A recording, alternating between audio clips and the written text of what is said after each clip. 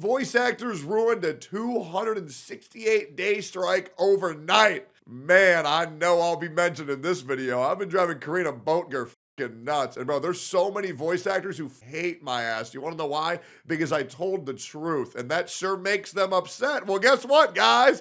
I said so many of the VAs were shit for so long, and once again, Techie was right. Another mask off moment. Are we really surprised, guys? I would love to know, who the fuck have I been wrong about? Who? And it's great because so many times I call out so many people and then I see so many people in my comments say, I don't know. Techie's he's going a little bit overboard here. And then in 2-3 months, they go, oh, okay, I get it now. And that's not y'all's fault. That's okay. But once again, let's see what's going on. When Mugen covering this shit, you know it's crazy as fuck. Let's get into it. On July 26, 2024, the biggest video game strike in history took place. The 160,000 SAG-AFTRA union members were prevented from working on any video games from the publishers included in that strike. The reasoning behind this was the fact that AI was going to take over their jobs unless they got the studios to agree to new contract terms protecting their performers. What many weren't expecting though is that after 8 months, the strike would produce no results, and players started to feel the impact. But even though that was the case, the majority was still on their side, fully and unconditionally hoping that they get the rights that they deserve. This is why it was so incredibly shocking to see. Hey, I'm gonna keep it a buck. Just shut the fuck up and talk for the game, boys. Okay, we don't give a if you're underpaid. Just do your job. I want to hear Paimons go ahead to Nandeo. Yep, just do your job, man. All the progress of this strike do your job or I'll do it. Squandered in the span of just 1 week because of a few entitled voice actors, specifically. What the fuck is that? Ones that worked on Genshin My precious. Impact. This got so bad that the once supportive community has now called for all of them to be replaced mid-strike, completely catching them by surprise. Even worse, this controversy opened up a can of worms and people started to look into the union itself, the one who organized this strike. This caused an incalculable amount of PR damage to the union as people started to find out its inconsistent, shady, and overall weird history so far. Questioning why voice actors and performers in general don't have a better union to represent them. And if that wasn't bad enough, one of the entitled Genshin voice actors that caused this mess posted an 8-minute rant in front of— Hey, sorry guys, I'll admit, I kind of caused her to crash out. My bad, guys. Of a toilet, complaining about all the harassment they've received. Yeah, Karina really doesn't like when I tell the truth, guys. She really don't like it. While saying that they could vomit at any second. By the way, that voice actor voices the most important character in the entirety of Genshin Impact. When that's the most important character in the game, I need you guys to ask yourself a question. Why the fuck are you playing it? Guys, this might be my most requested video of all time. Now, there are a few reasons for that, but it's mostly because while it is a crazy situation, it's also one of the most confusing. And seeing that this is— Oh, and don't worry, if you want more, I've made 14 videos on this topic, man. It's been an absolute cesspool of retardation. I love it. It's definitely going to be an unforgettable part of the internet's history. I thought it would be necessary to talk about it. So without further ado, let's do this. Let's get into it. To really understand what's been going on, we have to go back to the absolute fundamentals. What the hell is a labor union anyway? Well, the definition is an organization formed by workers in a particular trade, industry, or company to improve pay, benefits, and working conditions. In other words, when you negotiate your salary, you're negotiating your worth. And as one person versus an entire corporation, the corporation clearly has the advantage over you. There's only so much— It's like that one time where Enviosity said, my worth is $0 for the glider event. And so Hoyer said, oh, okay. So we can play Envy $0, which means, you know what? We'll go ahead and pay everybody $0. Yep. Hey, thanks, Envy. That was great. You can ask for before they say, well, we'll just hire the 1,000 other applicants that wanted this job. The whole point of a union is negotiating as one body of workers versus negotiating individually. That way you can give the company actual consequences for refusing to negotiate, like not working and making them lose a lot of money in the process. That's what striking is, and it's a union's biggest weapon. Unions have actually been around for a long time, ever since the Industrial Revolution, so the 19th century. Many of these new workers in factories were coming from farms and more traditional crafts and were being treated pretty damn badly by the factory owners. They would decide to group together and negotiate as one. But for the US specifically, most unions fell apart due to bad management, and at the same time, their rights weren't recognized. Unions were not protected in any way legally. This would all drastically change in the year of 1935 when the Wagner Act would be passed under President— Oh, 1935, bro. That's when Ryuku-sensei was born. That was a great year. Franklin Roosevelt. It guaranteed the right of private sector employees to organize— They are about 5 angles off from getting a hate thread on Twitter. —into trade unions and engage in collective bargaining. In other words, it gave them the right to negotiate as one body rather than individual workers. And it also, more importantly, gave them the right to strike. From that year onwards, unions started to become way more popular. You wouldn't see them just popping up for trades like construction or plumbing. No, they would literally be everywhere, even in entertainment. You would have a labor union by the name of the Screen Actors Guild, otherwise known as SAG, representing actors in Hollywood, and you would have another union, the American Federation of Television and Radio Artists, otherwise known as AFTRA. They would represent everyone else in entertainment. And together with the fusion dance, we become SAG-AFTRA, the most powerful Super Saiyan. Anything from a radio talk show host to a stuntman. We'll get back to SAG and AFTRA in a bit, but for now, just know that this was the golden age for unions. But just like any golden age, it had to come to an end eventually. This paper by John Addison highlights the pros and cons of unions in America. And while they do have a lot of pros, one can't help but notice that once a union gets powerful enough, it has the potential under bad leadership to become the exact same thing it seeks to fight against. A monopoly. As unions started to become more popular and numerous, they would start to have rivalries. At the same time, you'd also see a new invention pop up, a union shop, a workplace that would only hire you if you were a part of its union. This concept wasn't very popular because not everyone wanted to join a union. They had their reasons. Some people didn't want to pay the agency fees associated with a union. What's a monopoly? Oh, it's this really shitty board game. That's why nobody likes them. These are fees typically taken monthly or yearly. Do not pass go. Do not collect $100. Some others simply just wanted to retain their independence, being freelancers or contractors. But these union shops gave them no choice. And this must be very confusing to you if you're European. In France, for example, employees strike like... Although for SAG-AFTRA, when you pass its monopoly, it says... do not pass go unless you pay $4,000. So a little bit different. Every week at this point, but only 10% of employees are actually part of a union. You know That's how it because goes. In France, if a union successfully gets more rights, like, I don't know, 2 more days of parental leave a year, everyone, regardless if they're in a union or not, gets that benefit. So union shops were definitely counterintuitive. Additionally, what didn't help during the golden age was that some people realized that having a union full of thousands, maybe sometimes hundreds of thousands of employees under your command was a lot of very dudes. powerful. So you did have a couple of instances where crime syndicates would infiltrate unions to gain power and use that power to extort others. At some point, one of the biggest unions in the country, the International Brotherhood of Teamsters, with over 1.3 million members, had their president, Jimmy Hoffa, effectively use the $2.2 billion pension fund that was meant for employees' retirement as his personal bank account. He would use it to invest in property, to bribe certain officials, whether politicians or mafia bosses, and Forbes called it the most abused, misused pension fund in America back in 1980. Just like Uncle Ben told Peter Parker, with great power comes great responsibility. And some people chose to yeah, but he died, so who cares? Completely abuse that power. But the killing blow for unions, really the final nail in the coffin, actually came after giving them more rights. You see, the Wagner Act only gave private sector employees the ability to unionize. But in 1962, almost 30 years later, John Kennedy decided to make it possible for public sector employees to unionize as well. This yeah, but he died, so who cares? meant that government employees... Everybody who spoke out against this is dead. Oh my God, chat.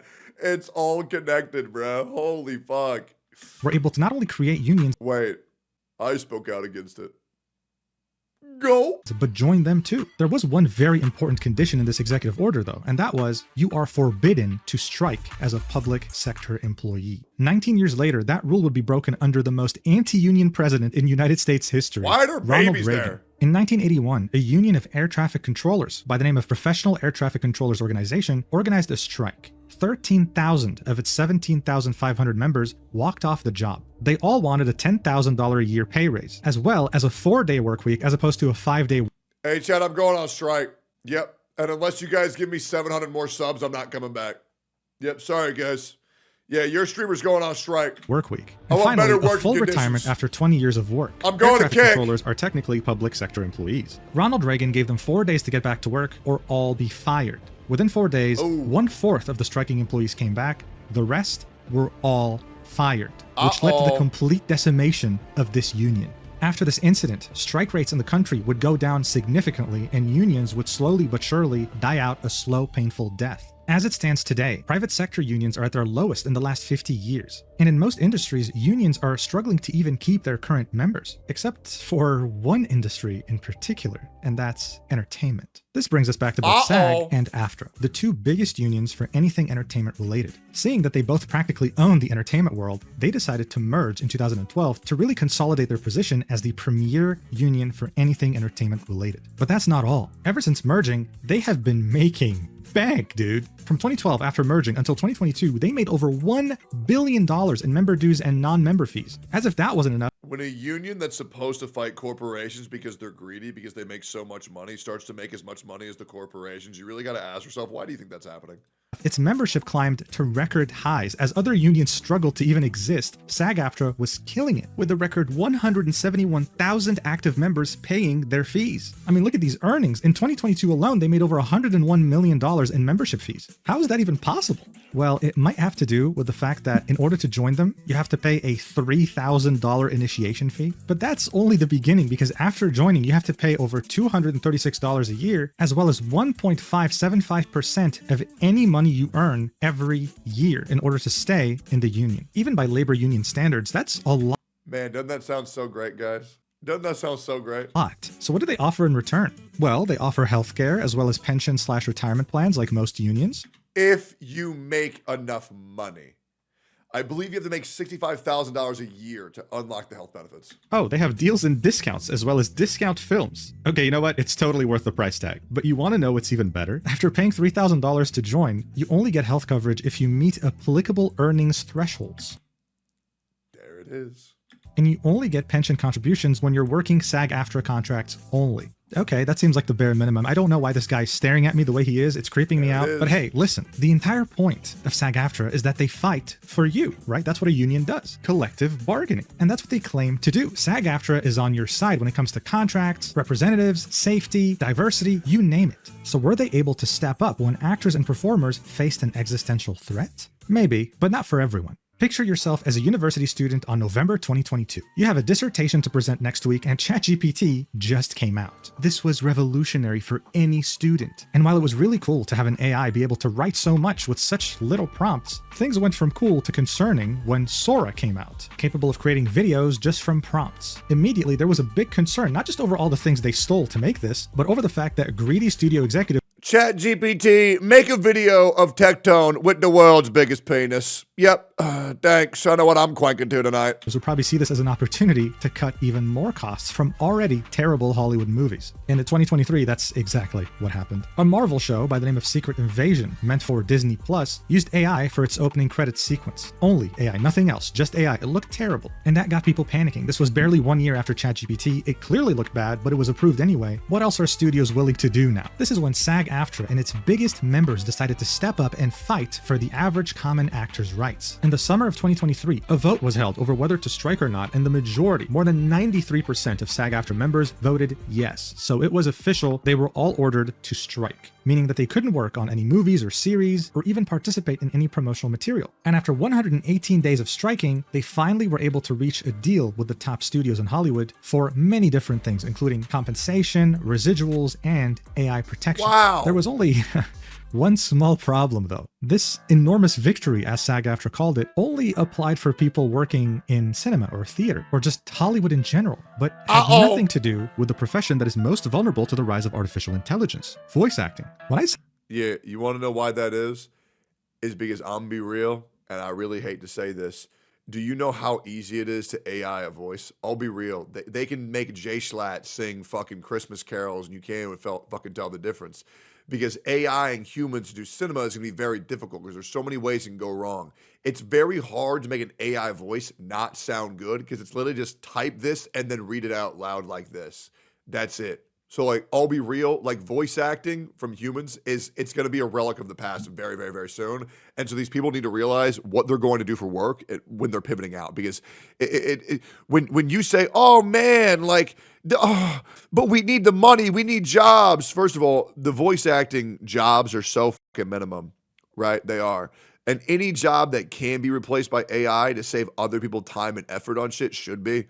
And if people really want a good voice actor that's real, they're going to pay for it. But I don't really think that's going to be the fucking case. Yeah, like I can sit here and say that I feel bad, but like legit, it's just like, would you rather pay $240,000 to get some guy to voice your fucking video game, or would you rather pay $5 for a subscription to ChatGPT and just type out the lines? You know what I'm saying? Right? Because like the other thing is, it's not like the voice actors write their own shit. They just read off the paper. Right? That's why it's so easy to replace them. Because now instead of giving the actors the paper, now you just give the robots the paper. And it's the same shit, right? So like, it's really only a matter of time, to be completely honest. Said that SAG-AFTRA represents everyone in entertainment. I meant it. They represent. And here's the best thing. Robots don't cry on Twitter.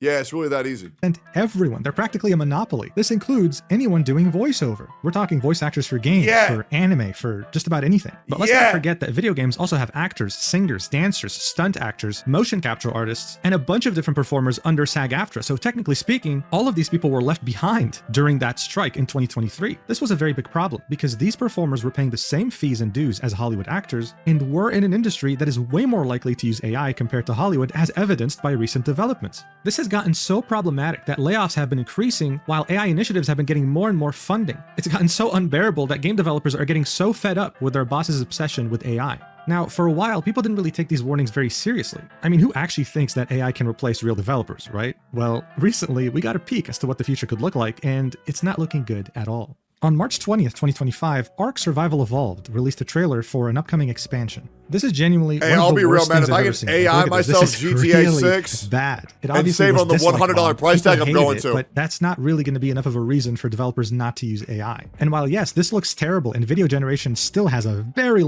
It really don't look that bad. I'm not even gonna lie to you, bro. It honestly looks pretty damn decent. Like straight up. People are saying this looks bad. No, it don't. It looked fine. Long way to go before looking decent. Voice-related AI tools are already worryingly very good. One quick Google search, and you can find many different websites, sometimes free, able to fully clone a voice, and the only thing they need is just a short audio clip of that person talking. Some of them are so good that the AI voice doesn't sound monotone, like it won't be talking like this. Dude, I remember I got sent a video of me moaning into the microphone and coming, and I could not tell the difference. And then I realized, wait, that's just me. Fake story.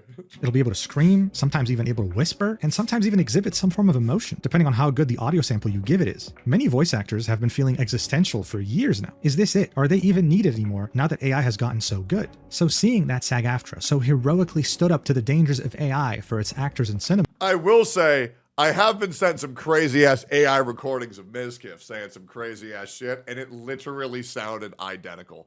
I'm not going to say what he said in those recordings, but man, I could not even tell the fucking difference. And man, that was stressful as shit.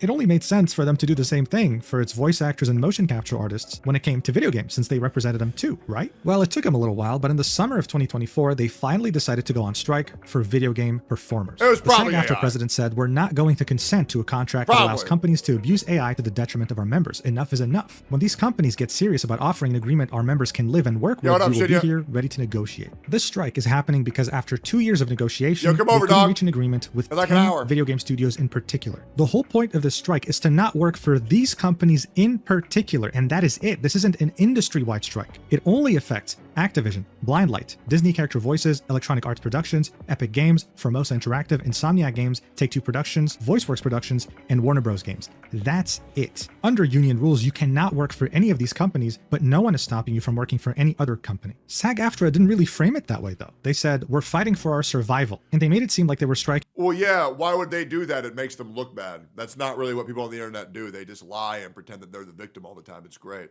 Which makes it really hard to actually voice your concerns when you are a victim, because then everybody will call you a victim. That's why I fucking hate people who pretend they're victims so much, like Maggie. It's fucking pathetic. Striking over the entire industry. This strike affects roughly 2,600 SAG-AFTRA members. And as I mentioned earlier, this wasn't just about voice actors, it was also about motion capture artists, stunt performers, singers, dancers, and it even prohibited people from participating in camera tests, rehearsals, auditions. It was a complete embargo on video game work for these developers. And you know what? It was really hard to find anyone opposing the strike online. Let me ask you guys a question, chat. Let me ask you guys a question. Let's say you could not tell the difference at all between AI and real voice actors. Would you still want the real voice actors if it made production time faster by using AI? Genuine question. Wouldn't care, wouldn't care, wouldn't care, wouldn't give a shit, wouldn't care. You want to know why y'all don't care? Because you shouldn't care. As a consumer, if it makes no difference, you should always choose the cheapest fucking option. That's why when you go on Google, you find the service you want, and if the reviews are good, you will always get the cheaper service. There's no reason to pay more just to make somebody else feel good. You got to take care of number one, and that's y'all. It seemed like everyone was on these performers' sides. Yes, you deserve to be protected from AI. SAG-AFTRA claimed that the contract would also have better healthcare options and higher pay. Who would be opposed to that? People wanted to see them succeed. But we're in 2025 now, and after more than 200 days of striking, SAG-AFTRA says that they're nowhere near close in agreement with these affected studios, saying that the latest contracts proposed by them have alarming loopholes. SAG-AFTRA doubled down, saying that we have proposed a deal to these studios that includes wage increases of over 15% for SAG-AFTRA represented performers in video games, as well as enhanced health and safety protections and industry-leading terms of use for AI digital replicas in-game and additional compensation for the use of an actor's performance in other games. But here's the thing, if you're a gamer, there's a good chance that you had no idea that the strike was happening to begin with, so... Oh, and also, all these strikers are trying to take advantage of the fact that the Twitter's commonality is AI bad, AI bad, AI bad. As a guy who supported AI since day fucking one, by the way, that tide is slowly shifting when people realize how fucking hilarious and how innovative it is and how it's going to take our human generation to the next level.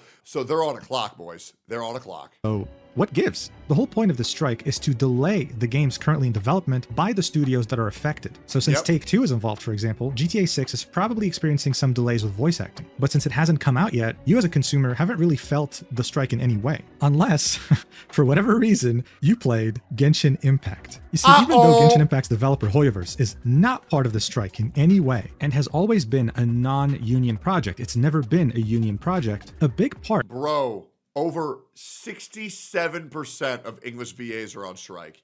That's ridiculous. Of their voice acting talent for their English dub happens to be SAG-AFTRA members, and those voice actors have decided to strike the game. Unlike the other games being striked, this one is a live service game that has updates come out periodically with voiced quests. This means that ever since the strike, many of the patches coming out have had completely mute characters when you play with the English dub, and the players have been feeling it. So that's where things get kind of weird. In their FAQ section, they have this question here. I'm a SAG-AFTRA member, but I'm tempted to take a non-union job to make ends meet, like Genshin Impact. Why is that a bad thing? I'm just trying to earn a living. To which they answer, non-union work undercuts the union's ability to negotiate the best contracts possible for you. If non-union producers can hire the best in the business for next to nothing, they have no incentive to go union. Additionally, non-union work allows producers to pay less and avoid paying residuals and retirement benefits. It also subjects you to longer unpaid work hours and potentially hazardous working conditions. And when you work off the card and run into problems, the union can't help you because the project wasn't produced under the SAG-AFTRA contract. Working off the card not only contributes to the growth of non-union work, but it puts your membership in jeopardy.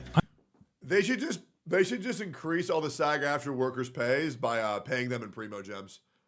They should pay them in Primo Gems in in-game currency. That way everybody can be happy. Under the union's Global Rule 1, members must work under contract. Consequences for working off the card range from fines to suspension to expulsion from the union. No, yeah, not only are you confused, I am too. How is it that the majority of voice actors on Genshin Impact, a non-union project, are SAG-AFTRA affiliated, which directly breaks this rule, but are also striking even though the game isn't part of the strike? It makes absolutely no sense. You know what else doesn't make sense? Around 6 months before the video game strike, SAG-AFTRA signed a deal with a voiceover studio for AI use in video games. This article from Variety says, the company sells AI voices to video game developers from its library of ethically licensed voices. Last year, the company announced a new iteration of smart NPCs, non-playable characters that could use OpenAI or other language models to interact with video game players. This deal pertains only to digital replicas, using AI to recreate the voice of a real performer, living or dead. This obviously divided the hell out of voice actors in SAG-AFTRA. It's like, what? Like, you just did a strike for actors for like over 100 days, and now you're signing this, and you haven't even covered video game actors yet? Weird. I think disappointment is the first word that comes to mind with both announcements. Amber Warnock Estrada, a video game journalist and aspiring voice actor, said, "We were all just like, should have made more money, buddy. You want to know why they want to cover more bigger celebrities? Because they're making more money than you. Yep, that's why unions are shit. Because now they're the exact same thing as big business. Like, what was the point of the strikes? Marcus Rothenberg, a full-time voice actor, echoed the same disappointment. The union didn't consult their members, Rothenberg said. I know people that had never heard anything about this until the deal went through. You know what else is interesting? For Genshin Impact specifically, Hoyoverse uses a studio established in the US by the name of SIDE. That means that they don't hire voice actors directly, they hire a studio that gets them actors on their behalf. SIDE also happens to have very strict AI protections in their contract. So what are the voice actors striking against exactly against Genshin? No one really knew, and no one really bothered to research. Look, this is the Genshin Impact subreddit, in which someone posted an update on the strikes. The Look at the top results comment. may shock Nice. you. Hopefully the negotiations are swift and in actors' favor. Even though the game they were playing was practically voiceless, right? They saw the voice actors voicing some of their favorite characters go on strike for their rights against AI, and they supported them fully. If there was any frustration from the players, it was actually towards Hoyoverse. Why the hell don't they sign the contract? Why is it so hard for them to give voice actors the rights that they deserve and protection against AI? This was the attitude that most of the community was exhibiting, and everyone was mostly hoping for a peaceful resolution until people started getting fired. Zenless Zone Zero is a game made by the same developer of Genshin Impact. One of the characters in this game is Von Lickon. He's really fun to play and was definitely made to appeal to the very rich furries. Ever since release, his voice actor was Nicholas Thurkettle, and the community loved him. However, in early 2025, his dialogue in new patches would end up being unvoiced. You see, the strikes against Genshin Impact weren't the only ones. Every Hoyoverse game Pause. God, I want Ellen Joe to look at me like that. Holy fuck, I'm weak. Was affected, including Zenless Zone Zero. So people assumed Nicholas was just participating in the strikes like everyone else. But on March 12th, 2025, he tweeted this out, saying, "Proxies," which is the name of the player in Zenless Zone Zero, "I'm learning about this as you are, and I share your shock. Neither..." I'm so sorry. If you refer to the player bases as rovers or travelers or proxies or space baseball players, you're cringe as fuck, guys. I'm sorry. Hoyoverse nor SoundCadence, which is the studio that Hoyoverse hired specifically for Zenless Zone Zero, has communicated with me since October. Lord. I've been fully available and recorded multiple voice jobs in that time. I'm trying to learn more and absorb this news. On March... Like, imagine I go live and I call you guys the Eggies. Hell no, brother. Jesus, get a grip. 12th, 2025, Nicholas, as well as the community, found out that he was recasted. Another voice actor had effectively replaced him as Von Lickon, shocking the entire community. A bit over an hour later, another voice actress by the name... Hey, Eggies. What's going on, guys?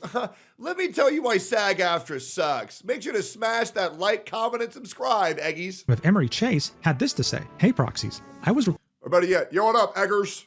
Yo, make sure to like, comment, and subscribe on the video, boys. Love you, appreciate you. ...placed as Soldier 11, another character in Zenless Zone Zero, because I am unwilling to perform work not covered by a SAG interim agreement during a strike for AI protections, the outcome of which will determine the future of our industry. Any other theories that pop up are incorrect. I'd like to clarify that there's a difference between being struck and not being on an interim agreement. Union projects that began work prior to the strike and non-union projects are not struck, but they also do not offer the union-enforced AI rights we are fighting for. Many actors are choosing to voluntarily withhold work on these categories of projects because we feel it is the best way to support the union's fight for the protections that are critical to our continued ability to create the art we love. I knew that by withholding work, it was possible I'd be replaced, though of course I hope they would choose to leave her silent until I was able to return. I found out the role was recast today alongside all of you. I loved working on Zenless Zone Zero and would have been thrilled to return to the project post-strike or with an interim agreement, but I stand by my choices regardless of the outcome. All my best wishes to the cast and the production team. Thank you for a great ride, Proxies. So there you have it. Even though Hoyoverse is not part of the official SAG-AFTRA strike, Emery, as well as many other actors who are SAG-AFTRA and working for Hoyoverse, decided to strike independently from their union in solidarity with the actual strike. This was all in an effort to make Hoyoverse sign the agreement, even though they technically weren't part of the Spoiler actual alert, it strike. didn't fucking Nicholas work. Thurkettle quote tweeted Emery's tweet and said, "This is what I've been quiet about. I'm not SAG, but what game companies want to do with AI is an existential threat. I took a personal stand to ask for protection and had to be willing to give up the best thing that's ever happened in my professional life. I stand by my choice." But this kind of didn't really make sense in regards to his first tweet. Someone replied with, "So you were aware that they did reach out to you regarding returning to the role and you turned it down knowing you could potentially be recasted for this choice, and then went off to Twitter to say they never reached out to you since October?" Things weren't really making much sense, but Yeah, things often won't make sense what the Genshin community figureheads say once you look into them for 3 fucking seconds. Unfortunately, a lot of the community is very young, so they don't bother doing that. And let me tell you, the figureheads sure take advantage of that. Yep, and I've said this like 30 times in the past month. That is why so many people who grow up start watching me, because they realize, oh wait, he was right. But at the same time, people were still on the voice actor's side. I mean, they were claiming that they were fighting for their own existence. That if they don't do this, AI will replace them fully. So they were excused for the sake of the bigger picture. These tweets made the actual studio, SoundCadence, have to make some sort of a statement because a lot of theories were running rampant. This sounds like a Maggie From top to situation. bottom, SoundCadence Studios is a community of artists. As concerns have been raised regarding how we work with our voice actors, we wanted to take this opportunity to clarify where we stand and how we operate. Every contract at our studio features explicit AI protections regardless of union status. Much of our staff staff or actors themselves, and could not in good conscience offer other performers work we would not be willing to take. The decision to recast talent on any project is not made lightly. While sometimes our hands are tied as to what we can communicate and when, we understand how personally actors take their roles, and always want to ensure that no one is ever blindsided. Our studio has and will continue to honor legacy casting on all projects we've inherited whenever possible, and always reach out to actors to reprise their roles before investigating any other options. We respect the decisions of all actors in navigating the ongoing strike and fully support SAG-AFTRA and its AI negotiations. The passion of fan communities for video game characters and the people who bring them to life is further evidence that real human actors matter, and we will continue to bring voices to our clients' projects in the most human way possible. Look, things became even more confusing with the statement because they said, we'll always reach out to actors to reprise their roles before investigating any other options. But Nicholas claimed that he wasn't contacted for over 4 months. Additionally, Emery claims that she was doing this for AI protections, but they're already present in the Sound Cadence contract. She then specified that she only wants to work on a project that has an interim agreement, so a SAG-AFTRA contract. But she was working on this game before the strike, which meant that she was a union member working on a non-union project, which is against SAG-AFTRA's policies. Does a single thing here make sense? No. But again, it didn't matter. People were still siding with the voice actors because this was the voice actor fighting against evil corporations and AI. They were always given the benefit of the doubt. Until one day, all of the goodwill they had from all the community would come crashing down on their faces. Kenich is a Genshin Impact character available in its newest region. At some point, much like many other characters in Genshin Impact, his English dub would go silent, and people had correctly assumed that much like all the other actors, his actor was also on a SAG-AFTRA strike. But then, that voice actor, John Patnode, posted this statement on March 26th, 2025. Here we go, it's about to get good. If you've been playing the latest 5.5 update in Genshin Impact and are hearing Kenich speak for the first time in 6 months, it's not my voice, I've been recast. Oh no. I've been withholding voiceover services during the SAG-AFTRA interactive strike because Hoyoverse wouldn't offer AI protections in the form of a SAG interim agreement. They'd kept my character's dialogue silent for months, all the while I had made the difficult decision to continue not going in until an interim agreement was signed, and this was ultimately why I was recast. Now obviously, a recast is not what I wanted. I'd hoped that any progress behind the scenes would be made and I would come back safely, or that if recast auditions went out, my colleagues wouldn't read for them. Unfortunately, I was wrong. I absolutely adored playing Kenich. Genshin was my comfort game during the early parts of the pandemic, and it was a dream of mine to book a playable character. At the time, I didn't have an agent, didn't live in LA, or had any connections that would get me close, but 4 years later, I did it, and the messages I've received from you all saying how much my performance as Kenich meant to you made my heart swell. I would and can return if Hoyo invites me back and signs an interim. I stand by my choices regardless of the outcome. Also, the strike is still ongoing. Please don't believe this information on the internet. My best wishes to the cast and the production team. Thank you for everything, JP. This came as an absolute shock to the entire community, because here there wasn't some weird conflicting story. This was John saying, hey guys, I'm striking, and I was directly recast because of that strike. Genshin is also a bigger game than Zenless Zone Zero, so of course, the stakes were higher. I also want to point out that getting an English dub role in Genshin Impact is actually a huge deal. Due to the massive popularity that this game gained during the pandemic, they were one of the main beneficiaries of its popularity. Oh yeah, and not only does getting a voice acting role give you tons of money by voicing for the game, but it also boosts your Twitter clout and your stream clout immensely. If people think that people know that you're the voice of their favorite character, there's so many parasocials that think that you are the character, and you'll immediately get not only a voice acting role, but a streaming career just because of that.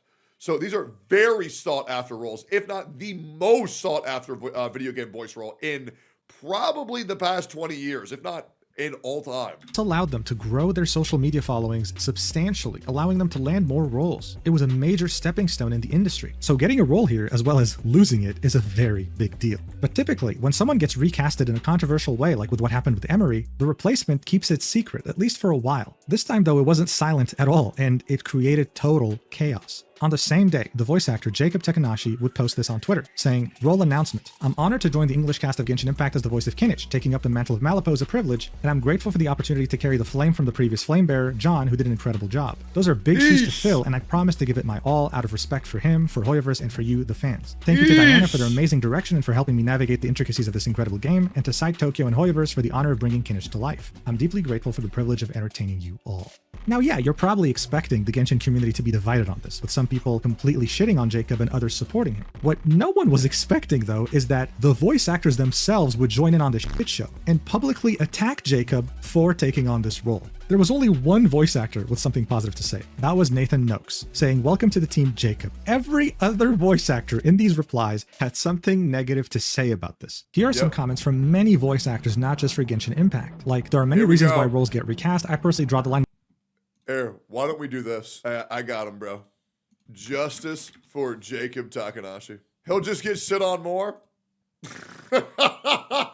You think so? I guess we'll find out. I guess we find out, bro. I don't think so, man. I think it'll be fine. VAs, they're too horrified to interact with me regardless, man. Because they think that they interact me with that's exactly what I want, and the evil bald guy will win again. And so they're not going to say shit, bro. They think if they ignore me long enough that I'll go away. Yeah, that's just like not how it works. If you ignore me, you just become my punching bag, right? That's pretty much how it goes. Let me tell you, I got stamina for days. And if you don't believe me, ask your mother, because I was pounding her ass for fucking 3 hours last night. With the original actors holding really out because they were fighting easy. for better work conditions, I have refused many auditions to take over roles never from my get peers bored. because I'd never do that. Brother, I played Arknights on stream for 2 years playing auto battle, and that was my whole content. I never get bored of monotony, ever. I don't need an opponent. I will just beat your ass down. I will punch a dead corpse. Why would I not? Another fellow actor. This was Jacob being publicly called out Why would by I a very not? well-renowned English dub voice actor. When you fuck up, you don't know you fucked up. Kaylee Mills, the voice actress behind Kenich in Genshin Impact, someone who greatly benefited from the explosion in popularity the game went through during the pandemic, had this to say. This is actually kinda diabolical. If you need the money, at least take the role uncredited. This just comes off as an easy grab for clout. It's not a good look. This is another Genshin voice actor replying with 3 thumbs down. And then you had the voice actor behind. That's a damn shame, because I remember Valyria was actually kind of cool, but I guess they're just also another piece of shit. One of the most recognizable characters in the entirety of Genshin Impact, Paimon, who's Fuck you, Corinna, you suck ass! literally the mascot of the game, say this wasn't a passing of the torch. And even going as far to say that there is a huge difference when you take the role of an actor who is striking for AI protections. You are no castmate of mine. Now, these voice actors making these aggressive public statements probably thought that they were on top of the world, convinced that not only are they on the right side of history, but because they're on the right side of history, everything they say will be taken positively by the community. And you know what? Maybe in another world, it would have been the case. It just so happens, though, that they're using a platform that has something called community notes, and that's exactly what happened to Corinna, inadvertently triggering one of the biggest reputational catastrophes you could ever imagine. Here's what the community notes are. It should be noted. Corinna's crash out, the gift that keeps on fucking giving, boys. Yes, sir. Please, we gotta have some Corinna in here. We gotta. Please, please, I need to see that video. Oh, it's in there. Yes. Oh, great, man. That Great despite days. bullying another voice actor while using SAG-AFTRA as an excuse, Corinna themselves isn't on strike, even though they're American-based and the voice actor they're harassing isn't. Whoa, that's a lot to take in. People started taking a step back and thinking, wait, that's actually true. The strike has been ongoing for 8 months, and yet every single patch that comes out, Paimon is probably the only character that's still voiced. Corinna was starting to deal with an ever-growing backlash, but that didn't discourage other voice actors from tweeting passive-aggressive tweets towards Jacob. This would contribute to negatively impacting public perception even further. Here are some examples. This voice actor said, I normally try to be pretty professional on here, but if you don't like me speaking out against actors scabbing and taking striking actors' roles, kindly fuck off. I'm not going to be silenced just because you don't care about us getting ripped off and abused by these companies. A scab is a union term that Jacob was called multiple times by other voice actors. It means someone who doesn't strike and continues to work. The voice actors of Sucrose from Genshin, as well as Venture from Overwatch, had this to say. It's insane how entitled the gacha fanbase is, holy shit, keeping the characters hostage from us and hurting our experience. What? We're fighting for workers' rights. That's what a strike is all about. If this was the 1940s and we were striking, it would be based or some shit. I have no interest in arguing with people who'd rather see integrity replaced by scabs or AI. That's not what video games are all about. It's an art form comprised of so many beautiful artists doing their best, not about the money or fame or AI. Yeah, you know what the game's about? Enjoying the game. And when the characters aren't voiced, it's harder to enjoy the game. And if you don't get that, it's not our fault you're out of touch. You know, I just want to like not read. And so when the characters are voiced, then I don't have to read. So like maybe hopefully you can understand that your paycheck really ain't important to us. We just want to play the fucking game and not worry about the shit. Hopefully that helps. I'm grateful that the projects I'm still working on offer humane protections and livable wages, and fan bases that aren't insane and appreciate real integral voices. Also, I know this isn't all gacha fans, but the replies to some of my fellows are horrendous. Some people pointed out that Jacob wasn't even in the US, he was based in Japan, saying, you guys outright attacked a voice actor for being a scab when he's Japan-based and the strike and union don't even exist there. If you didn't know, SAG-AFTRA is American. If you're based outside the US, you can't join SAG-AFTRA. Here's what Valyria had to say. What's disgusting is y'all writing this hard for a scab. He's an English voice actor. He can still scab even if he's based in a different country. I don't know if anyone told you, but audio transcends borders. He knowingly took work from someone else. The voice actors for Hu Tao from Man, this person doesn't care about what's going on in my country. Bro, nobody gives a fuck, right? Bro saw the opportunity to get a bag and he took it, and there's nothing wrong with that, bro. God, these people are so ignorant, man. It's so insane. And they are praying to God their fan base doesn't look into this. They are praying to God they don't look into this. Genshin Impact, as well as some other big roles in anime, quote tweeted John's statement. Oh, bro, this character makes me so weak. Oh, my God. Bro. She's so fucking fine. She's so hot. Wiz is so fucking hot, bro. Holy shit. Sorry, guys. Just a little pause. May quote tweeted John's statement and said, "Thank you for standing strong and holding the line with us. You're a real one." And then replied with, "Clears throat, some of us shaking my fucking head," referring to Jacob. This voice actor tweeted, "Say, are you Japanese or Japanese American, able to portray a 20s male character, can sing, have an excellent home studio? I've got a couple of colleagues in mind, but I would like to know more voice actors, except that one guy. Please DM me your website. Thank you." Of course, he was referring to Jacob. The voice actor for either the male main character of Genshin Impact had this to say. Wow, on the day this happened. Now here's where the crisis really deepens for all these voice actors that made these public statements. Nathan Noakes, the only voice actor that was nice to Jacob when he announced his new role, said, "Right, I spoke to the new voice actor who lives and works in Japan, and he didn't even know what was going on. He came into an onslaught of criticism and didn't know anything about the strike or SAG." Yeah, this is called a bunch of people riding the hate train for clout and for more money. Are we really surprised? Hell no. Since wow, guys, the people who voice Genshin Impact are just as shitty as the players, man. I'm shocked. SAG isn't in Japan. Not all players, but you know the players I'm referring to. Blows my mind. At that point, it was very hard to side with these voice actors that were dogpiling Jacob. The guy had no idea, and instead of reaching out to him, private messaging him, talking to him one-on-one personally, they chose to make a vicious example of him in public. As this was all going on, Corinna was too busy fighting a battle all alone, trying to prove to everyone that even though voicing a character like Paimons... You know, it's funny, I had one of my mods, their name was Ari. They went to a convention to talk to Zach Aguilar, and she asked him how they felt about me, and he literally ducked his head down, looked left, looked right, and said, "We're not allowed to talk about him. I'm so sorry." Shit you not. I shit you not. Is that not fucking ridiculous? During a strike, scabbing is justified, but not for Jacob, only for Corinna. This was Corinna's response to a fan pointing out the hypocrisy. "No, you're right. I'm technically scabbing. I originally have this role, and technically I can still work this role. I am a disabled person, and this is the job that puts food on my table as I actually record this role year-round. But I didn't take this role from another person who is striking. I had this role, and I am stuck in it because I have no other way to pay for my medical bills." So you can get another job if you're so righteous. Yeah, it's very easy.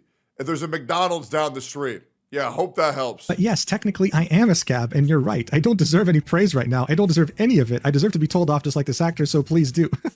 No one should look up to me. I'm trapped and a coward because I continue this job, because if not, I end up homeless. I don't say that because I deserve sympathy. I don't. The ones sticking to the picket line deserve all of the praise, not me. I love voicing Paimon. Love it. I have been through so much that you guys will never truly understand, but I also know what I am, and well, then maybe you should stop shitting on other people who are doing the same thing as you, you dumb fuck. I should not be given Put the fries in the bag. Put your fries in your bag, little pup. any applause for this. If I could feasibly stick the line with my fellow actors, I would. This job actually barely keeps me alive. But that doesn't mean that it makes it different. It is not a good thing to my fellow actor that I continue to work on this game. I have struggled with that since the strike started, so call me out for this. Please, I deserve it. If it means we get closer to making things better, then so be it. So Corinna was arguing... Wow, she's such a hero. Oh, man. ...that the reason why Paimon is still voiced in Genshin during a strike is that so they don't end up homeless? Isn't that why everyone works a job to begin with? I mean, isn't that...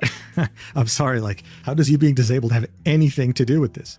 Oh, it doesn't. They just throw it around because it's a great buzzword that'll make people feel bad for them. It's legit just a sympathy fund. That's all it is. Someone pointed out, so what? Many disabled people work remotely in other professions. Voice acting is not your only option if it puts you in such an unethical position. But you have to seek attention on twitter.com like a 16-year-old and present yourself like a saint of the whole community. To which Corinna replies, with, I definitely don't present myself as a saint, but yes, they do. You don't know my disability and what I am able to do. This person said, I'm very convinced that you keep voicing Paimon because while people are unhappy that characters they love are unvoiced, like 90% of the player base would actually fucking cheer if Paimon was fucking silent.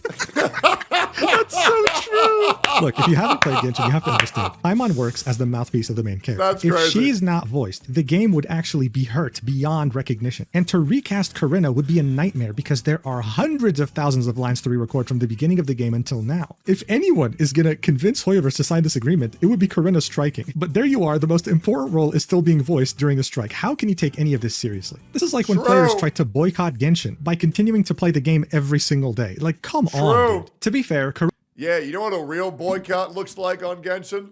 What this guy's doing. Don't touch the fucking game until it improves. And by the way, if you've seen that Malvika cutscene with the fucking DJ Cat girl where she's tweaking out on him for having to fix her motorcycle, you'll realize that game is in a shit fucking spot. And do not let anybody lie to you and tell you that it's good. That shit is trash, brother. Corinna did receive backup from Keqing's voice actor, Same thing with HSR, brother. Unfortunately, though, this only ended up making them look worse because Kaylee was literally pocket-watching Jacob's finances. Oh, saying, yeah. This is one small job for him, not his full-time work. It's Corinna's bread and butter. He's done very little voiceover work, so it isn't what he's relying on to pay the bills. For all we know, his wife's the breadwinner. Either way, they bought a house recently, so I doubt it was a necessary job for survival. I think it's safe to say that I'm not the only one who gets a bad taste in their mouth when they read something like this, right? Yep. Not to mention that Weird Kaylee very fuck. conveniently didn't mention that Jacob has children. He has a family to take Weird care as of. fuck. So how is it any different from her friend Corinna, who...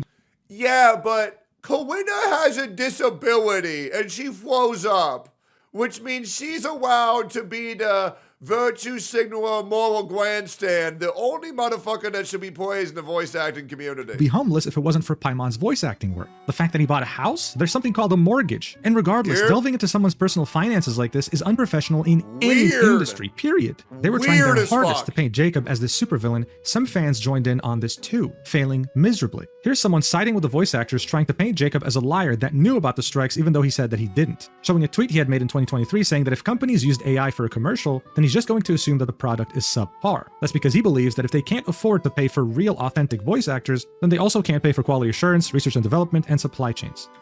I'm gonna keep it a bug. This take is so stupid. If your company chooses to save money, it's because they're bad. Oh, okay.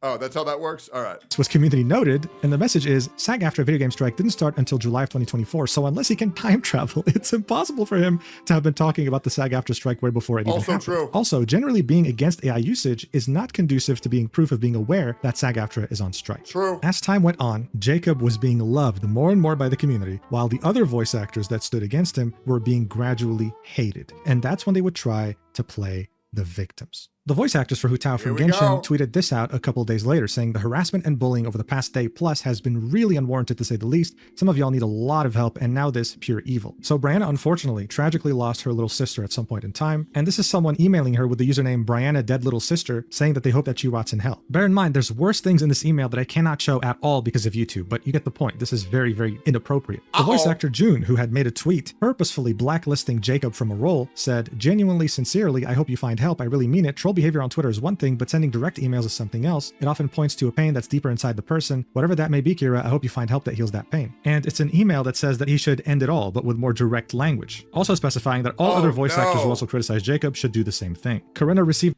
Hey guys, we did this really bad stuff and now we're getting bad stuff sent to our email. Do you feel bad for us? No, not really. The same exact email and said, guys, don't worry. My white blood cells are already trying to do that. It's just a matter of time. Be patient. Hashtag Chad, type 1 Another voice actor would receive the same exact message, again, from Kira. I don't know who Kira is, bro. They got a willy scary email and now they're shaking in their boots. Yeah, why don't y'all try having someone come to your fucking house or come to your dad's house and say that if this guy plays Genshin Impact again, we're gonna kill you. Yeah. Why don't y'all try that before you cry over someone typing KYS on Twitter? But hey, you gotta chill. Get the post a grip. said, love the community. Someone named Koro Kira thought this was the appropriate thing to send me this afternoon. This prompted Jacob to quote tweet this tweet saying, hey, I know tensions are high, but don't do this, Jesus. If you send threats to anyone on my behalf, too far, man. Too far. Sorry you had this happen to you, Kiba. And now I'm seeing it wasn't just Kiba. Come on, guys, way too far. Suicide and threats? No, just no, knock it off. Someone replied to Jacob's post saying, with respect, tensions would decrease significantly if you recognized and spoke publicly on the fact that voice actors aren't bullying you. If you truly didn't know about the strike, say so. If you did, say so. But voice actors are going to keep getting attacked until then. I shouldn't tell you that this was extremely controversial to say since it has 681 replies. At this point, it was very safe to say people were tired of any voice actor that had something bad to say about Jacob. Kiba, the same person that had received that email, had posted a reply on the initial Kenich post. Someone had said, can we collectively please stop harassing this man? The amount of unprofessionalism from voice actors under this post is just chilling. Why choose to bully someone you don't even know when you can let John and Jacob work this out on their own? Twitter warrior culture is disgusting. Kiba then said, please stop using the words bullying and harassment so freely. It is very obvious you don't fully understand why we are upset. It's called scabbing. End of story. It is bad regardless. If this were a different situation outside of a strike, which does affect everyone, it'd be different. A couple of days later, Kiba would tweet this. Getting followed just so people can shit on me is an encapsulation of how it feels to be a person of color and queer in this industry. Oh, guys, they're only doing this because I'm black and gay. No, bro, they're doing this because you're retarded. Shut up, bro. Shut up. Nobody gives a fuck the color of your skin if you suck a couple dicks. Holy professional victim. This shit's insane. To be honest, it's quite fascinating. Jesus. Yeah, you know what? You're absolutely right. This is Shut purely the happening fuck because of your skin up. color and your orientation. 100%. Obviously. Things were looking really bad, okay? The community that had supported these voice actors on their strike for months was now turning against them very violently and very quickly. This was the time to take a step back and reevaluate how to approach things, because clearly everyone was being harassed in some shape or form. But then SAG-AFTRA decides to step in personally and make things 1,000 times worse, opening up a can of worms in regards to the entire strike and their role as a union. On March 26th, a voice actor by the name of Aneris on Twitter, Bro said gay and black. How many more debuffs does bro have? Well, he also plays Genshin Impact, so that's at least 3. had this to say. Hey, Genshin Impact, Unlucky. Honkai Star Rail, and Zenless Zone Zero. We English voice actors would love to get back to Unlucky. work. I know the fans miss hearing their favorite characters and we miss voicing them. Please negotiate with SAG-AFTRA and sign the interim agreement to have us come back. What no one was expecting though is that SAG-AFTRA would quote tweet this and say what Aneris said. Genshin Impact, Honkai Star Rail, Zenless Zone Zero, tagging all 3 of the biggest Hoyoverse games, right? And then saying, we'll make it easy for you. Here's a link to our interactive/video game media agreements. Let's talk soon. Wink face emoji. Now look, this was a big deal, all right? SAG-AFTRA is negotiating with many studios behind closed doors, but this was the first time they publicly called out someone like this. It almost seemed like they were trying to use public pressure to make Hoyoverse resume talks with them. Now I'm sure whoever tweeted this out thought that they were a genius in the moment, but guys, whoever's running this account has probably been fired because this tweet alone has probably caused incalculable PR damage to SAG-AFTRA and this entire strike. Because on the next day, they got community noted, and it was extremely significant. Here's what it said. This agreement has severe limitations on how Hoyoverse can work with non-union voice actors, including a lifetime time limit for the voice actor, and eventually forcing the voice actor to either join the union, which has large entry costs and fees, or stop working on the project. Linking SAG-AFTRA's own website twice as the source for these claims. The first link is what we already looked at, showing how much it costs to join, $3,000 and a bunch of other fees to stay in. The second link actually included the SAG-AFTRA Independent Interactive Localization Agreement. This is what SAG-AFTRA was presenting to studios. Man, they Googled it. I hate when they Google it. Damn, it's super effective versus me, man. Damn. In order for them to sign it. It's 65 pages long. But what people were focusing on was Section 6 under Article 1 titled Union Security. It said, employer will only employ performers covered by this agreement who are members of SAG-AFTRA in good standing or those who shall make application for membership on the 30th day following the beginning of employment and thereafter maintain such membership in good standing as a condition of employment. Nothing in this agreement will be construed as preventing employer from hiring non-SAG-AFTRA members in accordance with the Taft-Hartley Act to perform in interactive programs. We'll get back to what this means later. But for now, they continue, employer shall pay to SAG-AFTRA as liquidated damages the sum of $500 for each breach by the employer of the provisions of this section. Any breach of this section is subject to arbitration. Each time the employer hires a performer in violation of this section, it shall be considered a separate breach irrespective of the number of days of employment. It is the employer's responsibility to ascertain if each performer is a member of SAG-AFTRA in good standing. Employer shall provide SAG-AFTRA the names of performers to be used in the production of interactive material no later than the time of hiring or 48 hours in advance of the initial sessions, whichever is later. SAG-AFTRA, making this tweet, thinking that they were going to publicly pressure Hoyoverse to talk with them, ended up backfiring because now people were reading the agreement in depth when they didn't even bother to do so before. As I already mentioned, they were in full support of voice actors and the strike because they thought, Ain't that crazy how people's opinions change once they're educated? Yeah, that's wild. Welcome to the Gacha community. it was purely just about AI rights. Yeah, you know what? Maybe this document's fake and it's AI because it doesn't make me look good. And after seeing this, they started not just questioning the strike and the voice actors themselves with their behavior, but SAG-AFTRA as a union. At the same time, the Chinese community of Genshin Impact caught wind of this, and they were just as confused as everyone else, with one user explaining in detail that Hoyoverse, as a Chinese company, was already under strict anti-AI rules in China. Article 1023 of the Civil Code explicitly protects voice rights by referencing the protections for portrait rights. Unauthorized use of a person's voice, including highly similar AI-generated voices, constitutes infringement. If an AI-synthesized voice has identifiable characteristics like tone, intonation, or speech patterns that can be linked to a specific individual, it may still be deemed a violation of personality rights even if the original recording was not directly used. This law even covers using voices in different languages. The same Chinese user argued that if Hoyoverse were to sign the SAG-AFTRA agreement, they would face trouble in China because you can't join different unions as a Chinese company. You're already part of the All-China Federation of Trade Unions. This left people with more questions than answers. But at the same time, some others pointed out that, well, this is not true because Marvel Rivals actually signed the interim agreement, even though it was a game developed by NetEase, which is a massive Chinese corporation. In this case, though, it turned out to be unique because NetEase weren't the only ones in this. They were obviously collaborating with Marvel, a massive American company. company. And since Marvel already employs a huge amount of SAG-AFTRA voice actors and performers, it only made sense that they would sign it, but not as NetEase, the Chinese entity. It was Marvel, the American entity, that signed it on behalf of NetEase, who developed the game for them. So SAG-AFTRA and the voice actors were making this out to be like, oh yeah, you can just sign it. Just sign the agreement, bro. It's very simple, but it's actually way more complex than they made it out to be. As confusion was running absolutely rampant, Koi Dao, the voice of Albedo in Genshin Impact, decided to use the huge following he garnered during Genshin's explosion during the pandemic to clear confusion about the strike. Around the time Von Lycaon and Soldier 11's voice actors were I have not seen this.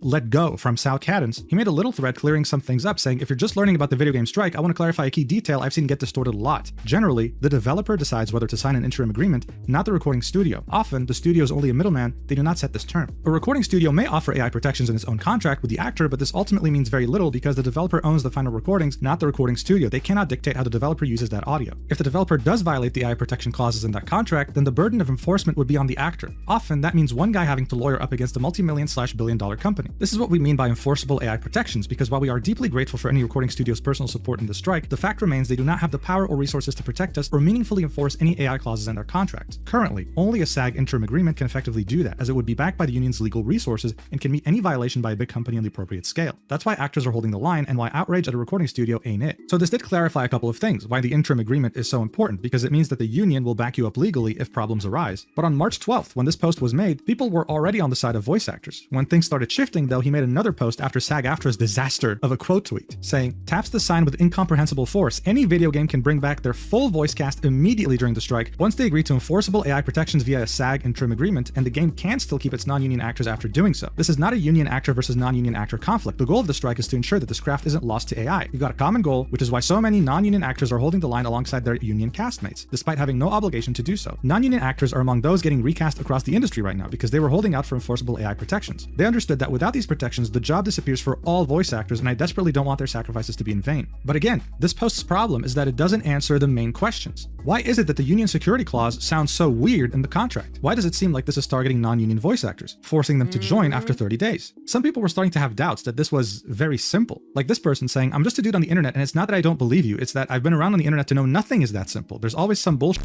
you or whoever can't get into otherwise. Why isn't it being done already? Koi replies with, hey, fortunately, with regards to this specific matter, it is that simple. Agree to enforceable AI protections and the voice actors can return. Over 150 games so far have signed on to the interim and were able to bring back their casts. It's happening right in front of our eyes. But we saw it with our own eyes, right? How there's 65 pages to this contract and there's only 12 mentions of artificial intelligence. 12 on 65 pages. What are the other pages for? And why does it seem like non-union actors get screwed over with this deal? Someone asked, where's your source that they can still keep non-union actors? Every other agreement made suggests otherwise. Koi replies with, the Taft-Hartley Act of 1947 by law prohibits all labor unions, including SAG-AFTRA, from unilaterally barring non-union workers. Sounds kind of sus, doesn't it? If the production wants to keep/hire a non-union actor, all they have to do is fill out a one-page form for that actor. Well, wait a second. I mean, if all you had to do was just fill up one page and keep working as a non-union actor, then I guess signing this contract is as simple as Koi is saying, right? Unfortunately, though, people were right to doubt this. Nothing is ever that simple. And here we go. For you to understand that, you need to understand what the hell a Taft-Hartley Act even is. Look, after the Wagner Act in 1935, unions were not only allowed to exist legally. Yeah, a lot of people want to throw out different terms and different acts that they know that you don't know what it is, and then act like everybody knows what it is, but in reality, they know it doesn't support their claim, but if they say it with enough conviction, they can probably get a person or two to believe it. But they also gained a ridiculous amount of influence. After World War II, they organized countrywide strikes that severely hurt the economy. In 1945 alone, almost 400,000 workers from different industries striked, and in 1946, over 1 million from different industries striked as well. Not to mention that things like union shops were becoming too By the way, if you guys are wondering when World War II is, it was from 1929 to 1934. prevalent. The government was slowly becoming more and more anti-union, and in 1947, they revised the Wagner Act with the Taft-Hartley Act. This made it illegal to have a union shop of any kind and prohibited certain types of strikes, like wildcat strikes, which is when unionized workers strike without the approval of their management. One of the most important aspects of this act was to give workers back some of the power that the unions had taken away from them. They could, for example, leave a union immediately without consequences. Before this act, they would have to give a 30-day notice, and if a strike was ongoing, they weren't allowed to work. But more importantly, this act allowed states to enact right-to-work laws. This gave workers the freedom to choose whether or not to join a I mean 1939 through 1945. I was close. Union in their workplaces. Complete freedom. But you might be wondering, why is this necessary if union shops were made illegal? Well, it gets a bit complicated. There are currently only 26 out of the 50 American states that have right-to-work laws. This means that I can join any industry without ever, and I mean ever, having to join any kind of union, period. But if a state has no right-to-work law, then they must follow the Taft-Hartley Act, which states that if you were to join an industry that has a union contract, you have to join that union after 30 days. Again, if you're European, you must be very confused right now. I am too. But as you can very clearly see on this map, California is not a right-to-work state. And according to SAG-AFTRA's own website, this is what the process looks like if you want to hire a non-union actor. First, you have to submit compliance documentation. The Taft-Hartley form is required by producers who intend to hire non-union actors under specific conditions. The form must explain why a non-union member should be hired over union talent. This can include actors having special skills, they are famous, have certain physical appearances, among other qualifications. Don't worry, Donald Trump will say this. Taft-Hartley form and decide whether the non-union actor meets the criteria to be eligible. 2. 30-day window. Once the non-union actor is approved to be hired under the Taft-Hartley form, they have 30 days to work on the union project without being required to join SAG-AFTRA. And then 3 talks about union eligibility. But one thing's for certain, when I'm reading this, I'm thinking, wait, this kind of just sounds like a union shop with extra steps. You're forced to join the union. Not to mention that this compliance documentation step makes things more complicated. I mean, seriously, reviewing every single form individually and deciding on whether you can hire them or not? You want to know what's even better? On SAG-AFTRA's own website, in their FAQ section about this, they have a question titled, "How long does it take to process a Taft-Hartley report?" Their answer is, "Due to the high volume of new media productions, please allow at least 6 to 8 weeks for principal Taft-Hartley reports to be processed." Please note, Taft-Hartley reports will not be processed until all final production paperwork has been submitted. This paperwork includes the cast clearance report, example, timesheets, performer contracts, and final cast list. What is this, man? Am I applying for a visa? Slowly but surely, you start to understand why Hoyoverse would not be interested in this. They're hiring studios with AI protections to find voice actors on their behalf. Why would you subject yourself to such bureaucracy? So if I tell you right now that more than 80% of voice acting gigs use a non-union contract, would you be really surprised? But technically, as a union member, you're not really allowed to work these non-union jobs. So what's the alternative? How do you avoid SAG-AFTRA's wrath? Well, you become something called FICOR. This means that you can work on non-union jobs even if a strike is ongoing. You still pay the dues every year to SAG-AFTRA, but you can't claim any of the benefits. As an added bonus, SAG-AFTRA actually calls you a scab if you're FICOR. Financial core members are viewed as scabs or anti-union by SAG-AFTRA members, directors, and writers, most of whom also belong. So you lose if you do, you lose if you don't. Man, what a fun position to put everybody else who's not in the union in. Man, what a blast. Entertainment unions. By the way, this entire page about FICOR on SAG-AFTRA is literally just begging you not to do it, okay? It's like, please, like you are losing this is the worst decision of your life. And you know why? That's because once you turn FICOR, you're essentially exiling yourself from SAG-AFTRA. It is extremely hard to join again. The more people kept digging about how SAG-AFTRA works, how the Taft-Hartley works, and how complex all these terms are, the more they became disgusted with SAG-AFTRA and the strike and the voice actors acting entitled on Twitter. Coy understood this and tried his best to answer these questions that people were asking all over social media to the best of his ability. He does specify that a Taft-Hartley can be extended 3 times, up to 90 days. He then answers a question that says, but it sounds like the Taft-Hartley process can be Yeah, Jenna, why don't you try to voice acting agency? Here's a better idea. Why don't we just support independent voice actors and not need any of this shit? Yeah, that's my thought. Anyways. Exhausted, and that actor will have to join eventually, to which Coy confirms. Correct. Under normal circumstances, after the third 30-day period, the actor is required to join if they wish to continue working on union projects. However, with the ongoing strike, the SAG negotiating committee has publicly stated that they want to help non-union actors keep their jobs and eliminate whatever complications they can to that end. As such, they are able to negotiate a waiver for the must-join rule. This would be granted on a case-by-case basis, and the details of such a waiver would be determined in negotiations between the production and the SAG negotiating committee. The next question is, the production has to negotiate, so it's not a guarantee? I don't like that. To which Coy responds, bro, I promise they're not going to flip a coin to decide whether or not to grant the waiver. Negotiations are necessary, if only to make sure neither party is conditioning their commitment on some kind of loophole that undermines the other. And with the existential threat of AI, it is very much in the union's interest to grant these waivers wherever they can to get productions to agree to AI protections. So again, guys, this is all for AI. No matter what, this is all for AI protections, even though it's only mentioned 12 times in the interim agreement. This is the true goal. One question says, I'm still not comfortable with this requirement to join. Sounds like a big organization bullying the little guy, to which Coy responds, I understand how this whole situation can give off that impression, and it's worsened by all the misinformation and anti-union propaganda out there. SAG-AFTRA is not a corporation. It is a non-profit labor union, albeit one comprised of very annoying theater kids, but a union nonetheless. Its sole purpose is to ensure the health and safety of actors and to protect them from exploitation, which, along with the health insurance plans and on-set emergency staff, are funded by membership dues. That's why there's a limit to the Taft-Hartley process. If there were no requirement to join, nobody would join, and those protections would become financially unsustainable. He ends this with a question that says, this is still a lot of maybes. Why should I believe you? You sound like a union shill. To which he replies with, my dude, I totally understand that none of this is close to perfect, and I am not a union fanatic by any means. There are multiple documented instances of me publicly calling.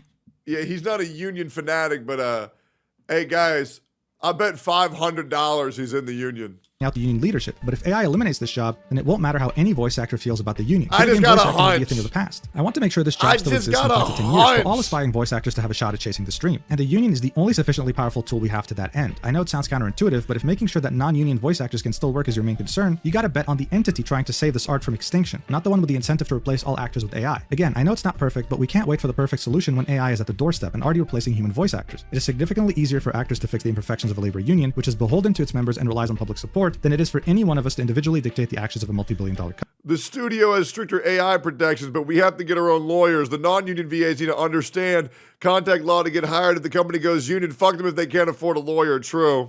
In other words, he says, TLDR, I'm not a huge fan of the union. They are a means to an end. So no matter how weird or counterintuitive the likes are going down and the retweets are going up, guys. That's not a good sign. If some of the contract might be, it's all justified because it's all about AI. And while I understand his viewpoint, it's not really the answer you're looking for when you're already doubting the entire strike and the union behind it. But Koi wasn't the only one trying to rally people back into joining this cause. Another Hoyoverse voice actor by the name of Kyle McCarley posted on the Genshin Impact subreddit a thread by the title SAG-AFTRA members seeking to clear up some confusion. The only problem is that, again, people were left with more questions than answers. It wasn't a very popular post. The top comment was wondering, why doesn't SAG-AFTRA just come out and make an official statement to clarify things and clear up confusion and misinformation for the general public instead of having voice actors as their mouthpieces and only wink wink nudge nudge at Hoyoverse on Twitter? This is a very good point. Why are voice actors having to do the union's job? Someone else pointed out the contradictory nature of this thread, where one of the bullet points said there is no requirement imposed by SAG-AFTRA for all performers hired on a union project to be union members. Such a requirement would in fact violate US labor law. But then goes on to say, once those 30 days have expired, they must join. Honestly, at this point, not saying anything would have been better, because every time a voice actor tries...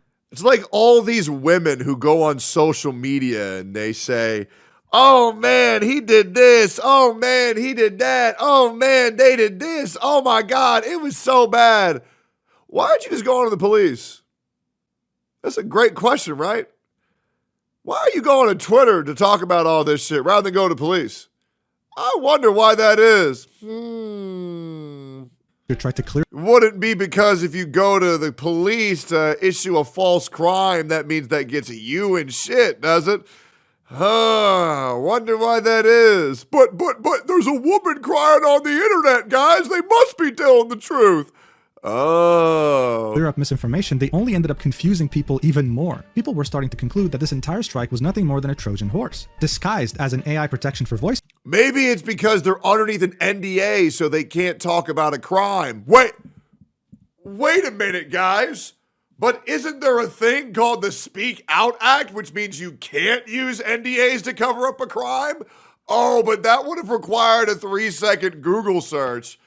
Oh, so women just be making shit up, trying to get public favor when they know they lying. Oh, okay. Voice actors, but in reality, only had voice acting monopoly in mafia practices. But we're not even talking about the real issue yet. The real issue is the fact that this strike's weird contradictory nature made people want to look more into SAG-AFTRA as an organization, and what people started finding out wasn't really pretty. Remember the strike in 2023 done by SAG-AFTRA? This was meant to give people working in Hollywood more livable wages and, more importantly, AI protections. Well, it turned out that many people were disappointed with these so-called protections. This article from Prism said this: critics of the deal who spoke to Prism were most concerned about the sections on generative AI, which is used to create synthetic performers or digitally created assets that are not any specific human performer but generated entirely through AI. This is uncharted territory. SAG-AFTRA member, actor, and director Satu Runa in Los Angeles believes the union should have stood against its use, period, rather than trying to work with it. It's very easy to replace us with this technology, she said. We shouldn't normalize it. The protections also include some significant loopholes. For one, for AI involving the participation of human actors, Schedule F performers who make more than $80,000 for a film are exempted, and consent is not required from actors if the photography or soundtrack remains substantially as scripted, performed, and/or recorded. Things are really heating up. Future features if the producer includes a reasonably specific description of the intended use, language that could be interpreted broadly by producers. So if you make more than $80,000 on a film, those AI protections don't even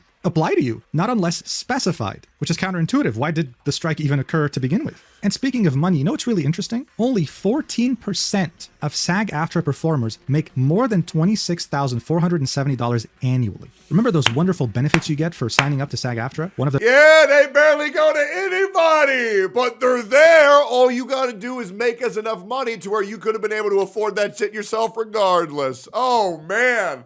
What a generous company. And being health insurance? Yeah, you could only qualify. Minus 3K. for it if you make more than $27,540 a year. This means that over 86% of people who paid the $3,000 initiation fee and are part of SAG-AFTRA miss out on one of its most important benefits. Guys, that literally means that 86% of SAG-AFTRA are just wasting their fucking money and they can't get out. Man, what a shock. Oh, and if you do actually end up getting the healthcare coverage, well, your information is just going to leak anyway, because on December 10th, 2024, SAG-AFTRA went through a data breach. And according to this article, personal information obtained in the breach includes names, social security numbers, and health insurance details. And the union... Wow, for $3,000, we can leak your personal information. Man, this is great, man. It just gets better, doesn't it? SAG-AFTRA only notified these members almost 3 months after the incident. Isn't that wonderful? You pay $3,000 to join a union, right? You're finally making money as an actor. And now someone can steal your identity and you only are told about it 3 months later. But it's okay because the chief of SAG-AFTRA is making over $1 million every year, guys. People weren't fooled anymore. They started siding with Hoyoverse the more they felt the taste of disgust. But just as you thought that things couldn't get worse, just as you thought that this taste of disgust in your mouth couldn't get more rancid. Hey, I'll tell you what, guys. I'll tell you what. Guys, for SAG-AFTRA, it cost them $3,000 to leak your SSN. Guys, I'm going to do it for free. If you type easy clap in chat right now, I will dox you to the internet for completely free, just because I am truly that humble. Some voice actors, instead of logging off Twitter, decided to keep being dorks, making this way worse than it should have ever been. Kaylee Mills, the voice actor who had already tweeted some very interesting things, had this to say. SAG winning the strike means that their contracts will all have AI protections going forward. It doesn't make every game union. Also, I've worked on several union games with international talent. A game-going union does not bar that talent from working. Guys, I have many black friends. There's no way I'm racist. Like, what the fuck is this bitch saying, bro? Okay, dude. Technically, no union actor should work non-union at all, but we do all the time. It's always been that way in voice acting. It's not necessarily fine, but it still is very different from taking an existing role from someone who vacated that role withholding work for AI protections. That's why you don't see anyone calling out any of the actors announcing their new non-union roles. It's because while as much solidarity as possible helps the cause, no one really expects everyone to be perfect allies. Well, I mean, this begs the question, right? Okay, fine. We've already talked about AI protections. We've already seen how this strike is meant to make healthcare more affordable and raise rates or whatever, but like, is Hoyoverse really that bad of an employer? Are they underpaying these voice actors? Are they subjecting them to slave labor? Is this... I mean, to be completely fair, Hoyo's rates are shit for everything they do. To be completely fair, right? I don't want to just dog on them for everything. Like, they pay like shit, I ain't gonna lie. Evil Chinese company exploiting our beloved voice actors and underpaying them? Is this why we really need a contract to be signed right now? No.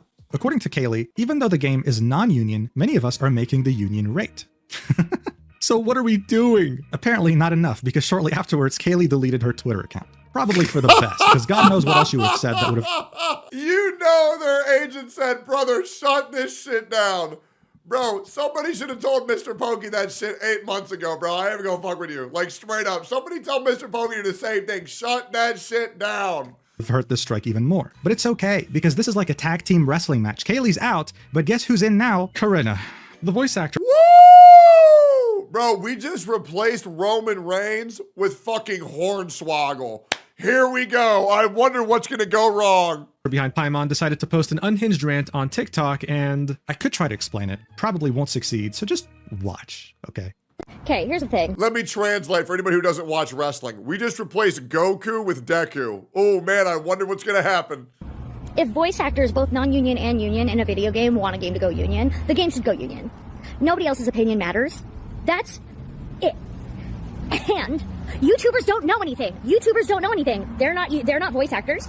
They've never been in my industry. They don't know what my industry is about. They don't know anything about SAG. They don't know anything about being a non-union actor either. Stop telling me to go to liars.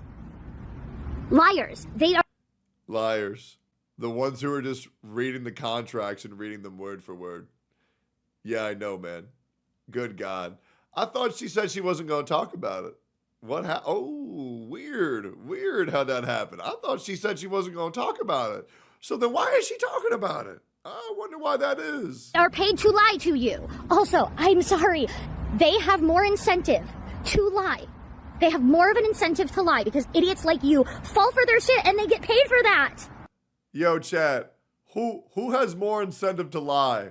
The people who want you to join the union because they're busy paying $4,000 to get in, or the guys who aren't getting paid shit for it? Man, I wonder who that is. Oh, but that's okay though, guys. Corinna Boger said that this video's AI. She said she said that this is fake. So, oh, okay. Okay, never mind then. By the way, boys, Type 1 if you'd like Paimon to get replaced by AI. Hello? God forbid. I want my industry to actually, like, I don't know, function, and that everybody gets paid and everybody gets, like, healthcare. Did you know that, like, once things become union, people get paid a lot more? So people are like, oh, but, you know, then some non-union actors will have to join the union. Yeah, they'll be able to, easily, because they'll get paid more. Also... Love that lip bite. Love that lip bite. Oh, man, I love it, bro. Oh, my God, yes, dude. My precious, join the union. Join the union. It's the best thing ever. You must do it. You must. Anyone who doesn't join the union, you'll be excommunicated. Join us. Also, there are options that the union Bro's an actual ogre, bro. Bro's an actual ogre. has to help pay for those things. There are options to help people pay for the union dues within SAG, but you don't know that. Oh my God, it's almost like you're not an actor. It's almost like you're not a voice actor. I like you're an actor. You're not a voice actor. It's like you don't know how to act when you talk. Oh my God. It's like you don't get it. You don't have the talent that I have. Oh, it's almost like you're not a streamer. It's almost like you're not a streamer. You don't know how to play video games. Good God, bro. Jesus. How do you act like this? You don't look at yourself in the fucking mirror and say, wait a minute, I'm fucking retarded. And neither are those YouTubers. But bottom line is that both non-union actors and union actors in a video game want it to go union and have wanted it to go union. You want to know why Mugen is playing this clip in full? Because he doesn't need to edit it to make her look bad.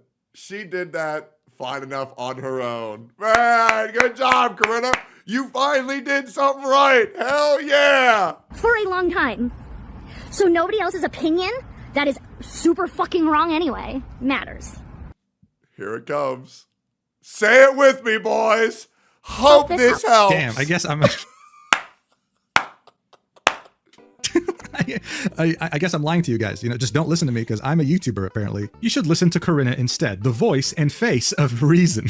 Yep. But seriously, what was the goal here? Not only does it come off as unhinged, but it's also all over the place and says things that don't make any sense. Genshin was never a part of the strike. People are striking because they want Genshin to have a union contract. Why? Because it pays more. But they're already being paid the union rate. Then comes the topic of healthcare and benefits. But you know what's funny? As far as I know, and I could be wrong here, but I'm pretty sure Corinna is FICOR, not even a full-fledged member of SAG-AFTRA. You become FICOR purely because you want to work non-union jobs without getting into trouble. For that privilege, you're exchanging every benefit that comes with being a SAG-AFTRA member, including healthcare benefits. So I'm so confused, dude. Like, I just genuinely don't understand what the point. Hey, don't worry. We're all confused, Mugen. Of this rant was. And yet, Corinna was kind of becoming the unofficial spokesperson of voice actors regarding the SAG-AFTRA strike, which I'm sure you can understand is a disaster. The most ironic thing in all this is that Corinna makes this out to be a life or death situation, while continuing to work on Genshin Impact as the most important character for voice acting. You just can't make this up. And this just makes this whole rant even funnier. I mean, honestly, this is this even reached Chinese players, and they didn't really have a lot of nice things to say. Saying things like, please change Paimon's English voice actor, everyone will be happy. I'll even do another 6 months of battle passes if you want. Yep. I'll top up too if they do it. If I were an English dub enjoyer and have to listen to this rat scream any longer, I would actually quit the game. What a voice. Yeah. It's like a desperate mouse that got pressed onto a grill by a piece of bread and slowly gets made into a sandwich. God damn, these Chinese players are ruthless. Oh, and just to add more fuel to the fire, Corinna said on Blue Sky that this TikTok was AI. It's not the original. Yep.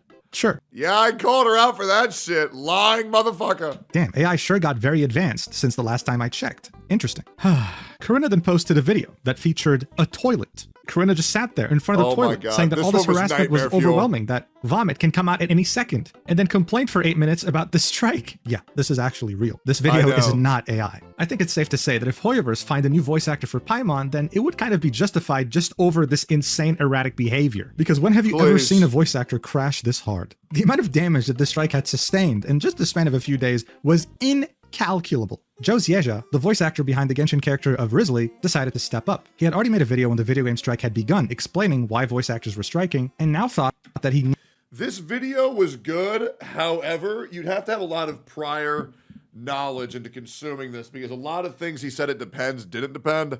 And yeah, there was a lot of things that if you didn't have prior information you could have been swayed on that you should not have been swayed on. It was a very difficult video to watch. You need a lot of knowledge to watch this. He needed to make a new video explaining what's been going on with Hoyoverse while clearing any misinformation about the strike itself. Saying, I do my best to inject clarity into what has become a really sad cyclone of misinformation and toxicity. RE, the SAG-AFTRA strike, Genshin Impact, the recasts, and AI. Similar to my first video on the strike, it's an attempt to educate, not aggravate. But it ended up not really helping the situation as much as he was hoping, with this post quote tweeting it and saying, so they bullied the new Kenich voice actor for a strike that does not exist? Yes. Yeah. Let's look at the video real quick. So one of the first things he does is reiterate that the whole point of the strike is that SAG-AFTRA actors are not allowed to work with the struck video game companies. But as we saw earlier, Hoyoverse is not one of the struck video game companies. He then goes on to explain what's been happening with Genshin Impact and Hoyoverse games, and yeah, you'll find out soon enough why that tweet that we just saw was made. I'll put it on 1.5 speed.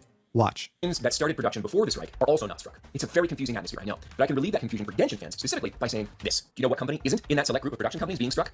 Hoyo. I cannot emphasize enough that miHoYo properties are not and never have been union games. Therefore, Genshin has never been a struck property. There are 0 union rules governing Genshin or any miHoYo game, period. End of story as of this day. This is not a debate. This means, and I want you to listen very carefully here, if the SAG-AFTRA strike ended tomorrow, this would mean absolutely nothing for Hoyo games and its actors. If suddenly WB and Formosa, Keywords, all the rest threw a ticker tape parade and said, we agree to all the actors' demands, yay! Nothing would change for Genshin or Star Rail or Triple Z or any other non-union game. So point number 1, please stop talking about Genshin like it has anything to do with the SAG-AFTRA strike. Genshin is not a union game. The actors working on it are not working under a union contract, period.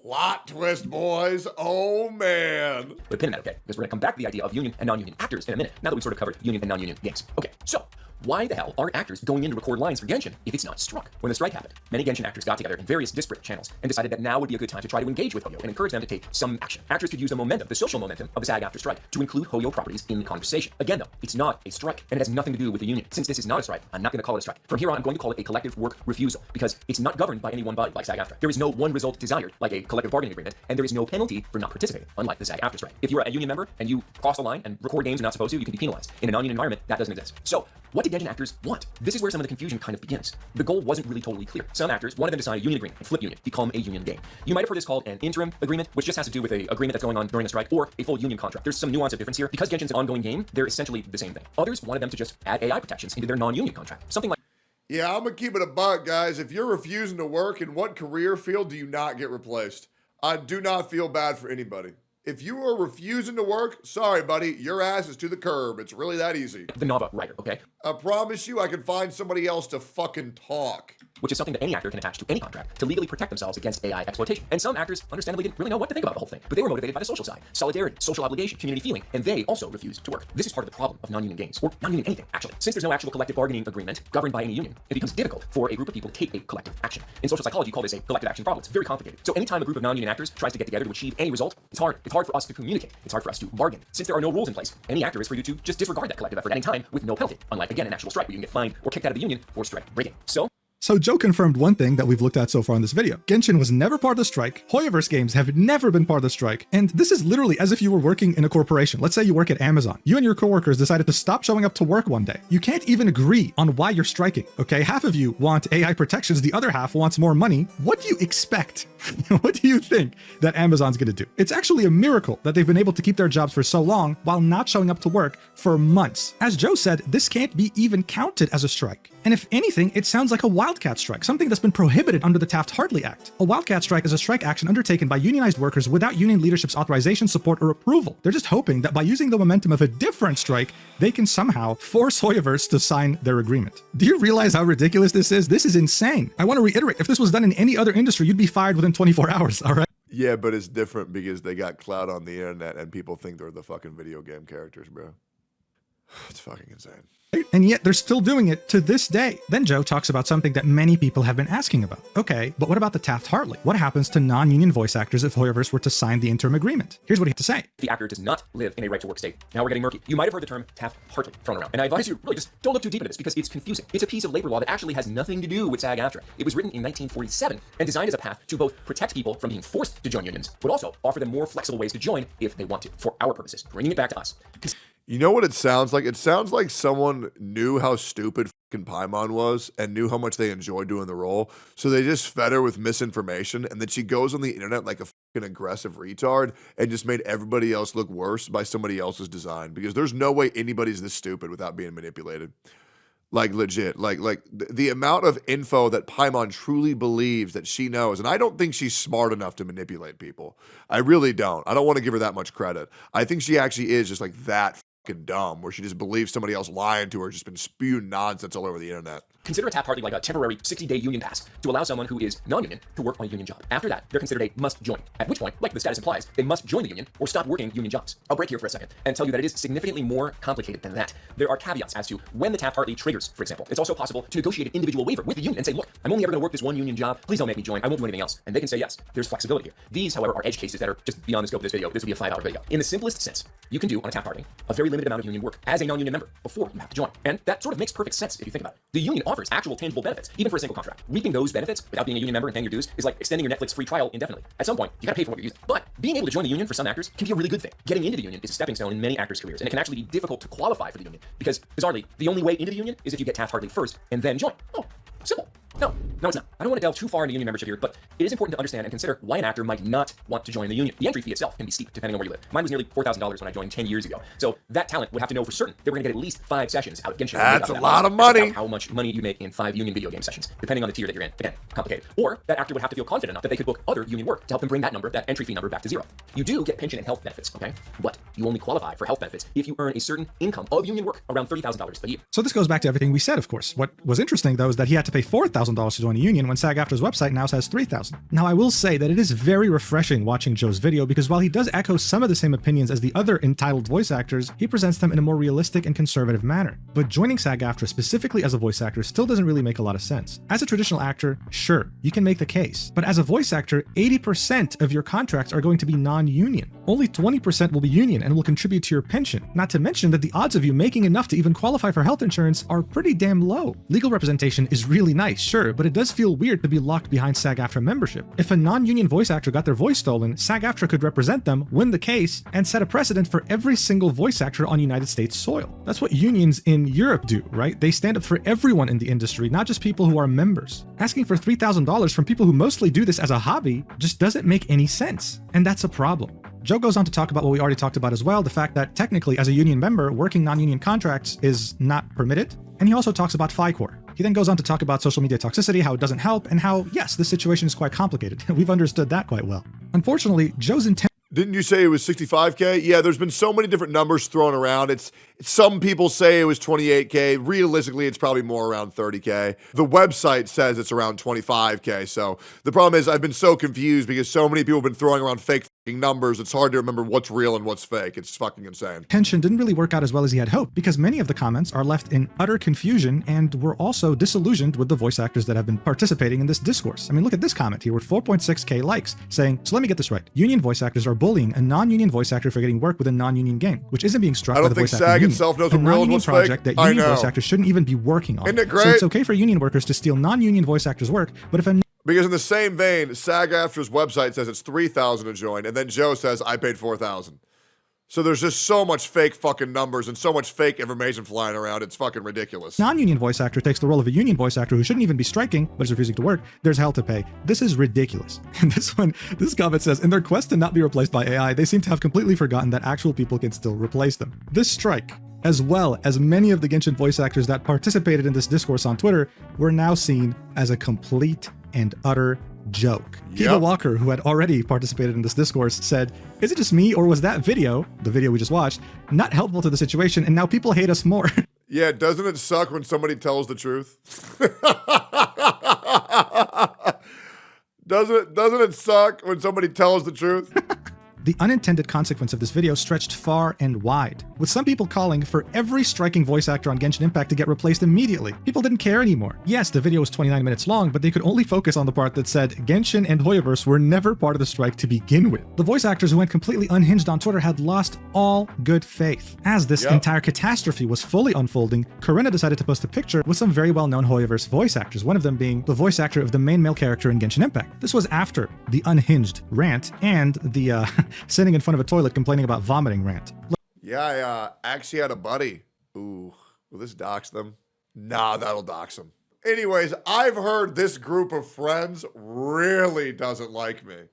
really, really, really doesn't like me. Look, this might have just been an innocent picture, but you have to understand, many of these voice actors had not really expressed anything on Twitter during this crisis, but they were still caught in the crossfire because being in a picture with Corinna after the insane unhinged rants meant that you approved of this behavior and meant that you thought the same way. Corinna is now essentially a walking plague. Any other voice actor that is seen in the same picture is probably going to get hated too. It's just not a good thing to associate with someone like that right now. Look, overall, you made it to the end. Congratulations. Overall, this whole strike, as well as the fundamental need for SAG-AFTRA as a union, is now being questioned. It's pretty insane to witness a strike that has been going on for 8 months get hurt so much from a public relations standpoint in just the span of a week because of some entitled voice actors. SAG-AFTRA is a joke of a union, especially for voice actors, and they deserve better. And while you may be disillusioned with all English dub voice actors right now, I do want to point out that, look, most of them are actually very good people. I had the pleasure of speaking with one in particular, and he was one of the nicest people I had ever met. It just goes to show what a few bad apples can do to the reputation of an entire profession. It's something that will take a long time to recover. It's such a shame. In the end, though, many people are asking themselves, is Hoyoverse actually going to sign this agreement? After this, probably never. People are fully on their side now. Before, if they had... Nah, that game's cooked, brother. You better, hey, you better enjoy light novels, because yo motherfuckers better be reading. And for the one voice you do get to hear, man, I sure hope you like Corinna Boatger. Isn't that great, man? Because she loves y'all, doesn't she? They had recasted some voice actors, they would have probably faced backlash. Now, people are calling for the complete deletion of English dub in general. If they replaced Corinna as well as any other entitled voice actor on Twitter, hell, even the one striking and that said nothing about this, then the backlash would be minimal. And that's just the impact of this entire controversy. I do hope that voice actors and performers of all kinds actually do get AI protections because it's actually a problem, but this is not the way to do it, especially when you're striking on something that isn't part of the struck companies to begin with. Thank you so much for watching until the end. I really appreciate it. This video took a long time to make, so I'd appreciate it if you like, comment, subscribe, all that stuff, and I'll see you in the next video, whenever that is. Love you so much. Mwah. Yeah, that was great, but I'm fucking exhausted. Anyways, TLDR, Tectone was right again about everything he ever fucking said, to the surprise of no one. Anyways, W Genizad, W Mugen, W Techie, W Smag, W Saint, W Pokey, L voice actors, L Corinna. Yeah, L. Hey, man, you know what would have been great? Y'all could have had me on your side. I could have helped y'all out like I did a year and a half ago, but hey, not anymore, because you said anybody who talks to me gonna get blacklisted. So shit, I guess not. And by the way, there's so many of y'all's homies who are DMing me about y'all saying that nobody likes having to work with y'all ungrateful motherfuckers. So just know, boys, y'all a bunch of fucking rats. Anyways, see y'all in the next one. Peace, boys.